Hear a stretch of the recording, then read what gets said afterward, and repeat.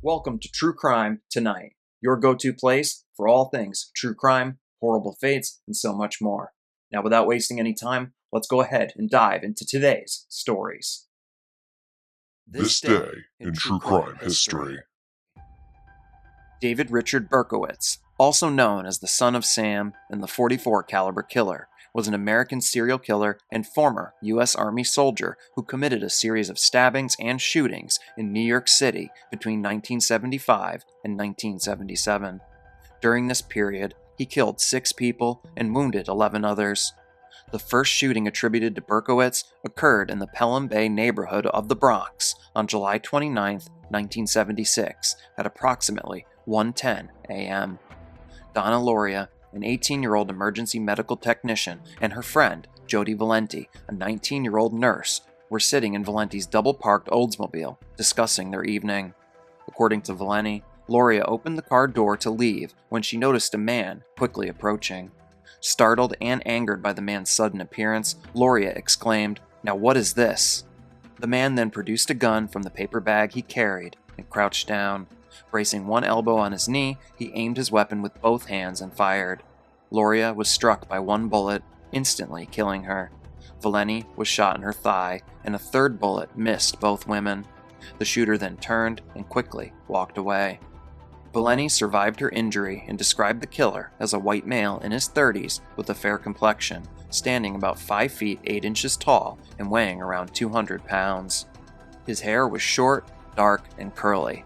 This description was corroborated by Loria's father, who claimed to have seen a similar man sitting in a yellow compact car parked nearby. Additionally, neighbors reported seeing an unfamiliar yellow compact car cruising the area hours before the shooting. Berkowitz was eventually arrested on August 10, 1977. He was indicted for 8 shootings and confessed to all of them. He initially claimed to have been obeying the orders of a demon manifested in the form of a black dog named Sam, which belonged to his neighbor.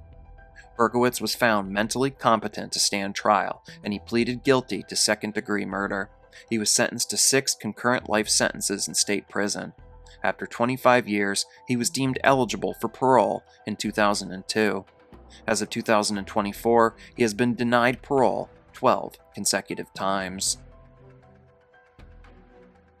On July 29, 1994, in Hamilton Township, New Jersey, 7-year-old Megan Kanka was brutally assaulted and murdered by her neighbor, Jesse Temendikos.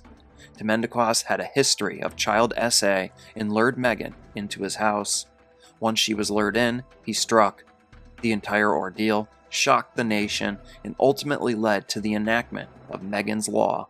Megan's Law mandates that law enforcement agencies disclose the location of registered SA offenders. Megan's Law is the reason you can now check online to see if there are offenders in your neighborhood. In 1997, Temendikos was convicted of Kanka's murder. Initially, he faced the death penalty, but in 2007, New Jersey abolished capital punishment. Temendikos' sentence was then commuted to life without parole.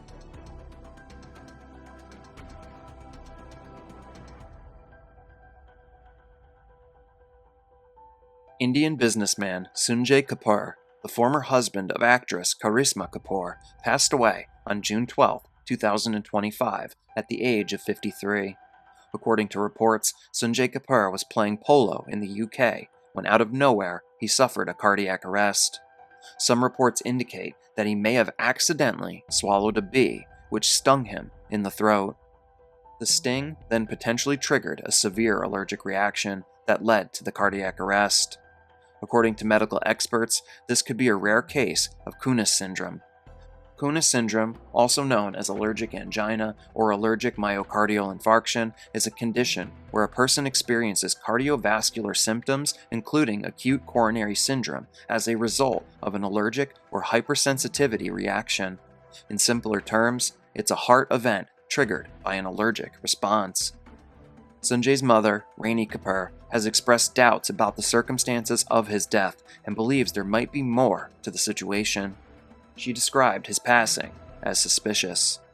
She alleges she was coerced into signing documents related to his estate while under duress following his death. Rainey Kapur believes there's an attempt to usurp the family legacy. She also claims that her accounts have now been frozen. From what's been reported, it appears there's now a bitter inheritance dispute going on over Sunjay Kapur's estate.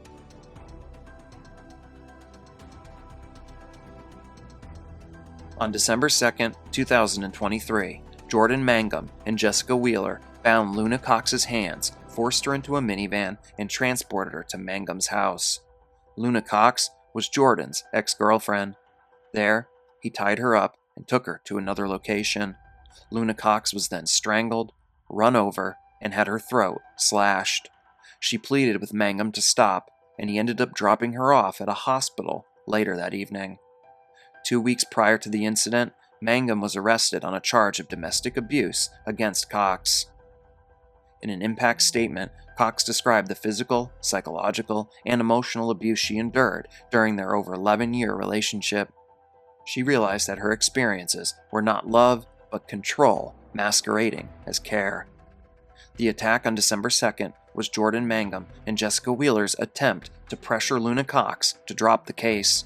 When Luna refused the pair, things escalated. Luna Cox stated that recovery has been challenging, but she has regained her determination to define herself and build a life of happiness. She emphasized the importance of therapy, support, and trusting her intuition. Jordan Mangum was sentenced to up to 45 years in prison for attempted murder, kidnapping, and assault. Jessica Wheeler pled guilty to attempted murder and kidnapping and received up to 35 years in prison. She will have to serve at least 17 and a half years of that sentence. Garfield Township, Michigan. A 42-year-old man, Bradford Gille, stands accused of stabbing and injuring nearly a dozen people inside a store over the weekend. On July 26th, the Grand Traverse Sheriff's Office responded to a Walmart located in Garfield Township after receiving reports of a man actively stabbing people. Multiple citizens confronted Gille in the parking lot to prevent him from harming more victims or leaving the premises. Gille was apprehended by police without any further incident. According to the sheriff's office, Gille used a folding knife with a 3.5-inch cutting blade to stab and injure at least 11 victims, both male and female, ranging in age from 29 to 84. Law enforcement and emergency personnel promptly arrived at the scene, provided aid to the victims, and transported them to a hospital for further treatment. Gille has been booked into the Grand Traverse County Jail pending formal charges and arraignment. The sheriff's office has requested charges of terrorism and 11 counts of assault with intent to murder against Gille. Gille's criminal history includes assault and controlled substance violations. As of now, it is unknown what Bradford Gille's motivation for the crime was. San Francisco, California. Authorities in San Francisco arrested a 34-year-old pilot from Florida on suspicion of SA against a child after he landed at the airport. The Contra Costa County Sheriff's Office began investigating allegations of SA crimes against a child in April and identified Rustam Bagwagar as the primary suspect. They obtained a warrant for his arrest and discovered that he was an airline pilot. According to SF Gate, the suspect worked for Delta Airlines and had previously been a registered pilot in San Ramon. Authorities learned that Bagwagar was scheduled to fly into San Francisco International Airport on the evening of July 26th. Sheriff's Office detectives, along with Homeland Security personnel, boarded the plane at approximately 9:35 p.m. to apprehend Bagwagar. He was reportedly arrested from the cockpit shortly after arrival and subsequently booked into the Contra Costa County Jail on 5 counts of oral copulation with a child under the age of 10. He is currently held on $5 million bail. Delta Airlines has so far declined to comment. As this case moves forward, I will look to report any updates as they come through. Thank you all for watching another episode of True Crime Tonight. If you enjoyed it, please hit that like button and remember to leave a comment down below with your thoughts and feedback. If you enjoy what I do here, don't forget to subscribe to the channel and check the description box of this and every video for details on my merch store, my social media accounts, and so much more. I will see you all next time when we head back into the cellar.